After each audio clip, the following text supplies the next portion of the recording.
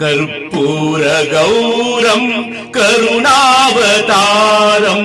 संसारसारम् भुजगेन्द्रहारम् सदा वसन्तम् हृदयारविन्दे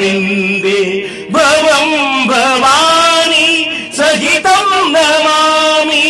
भवम् भवानी सहितम् नमामि भवम् भवानी सहितम् नमामि कर्पूरगौरम् करुणावतारम् संसारसारम् भुजगेन्द्रहारम् सदा वसन्तम् हृदयारविन्दे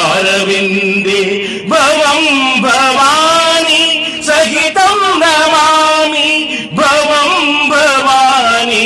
सहितम् नमामि।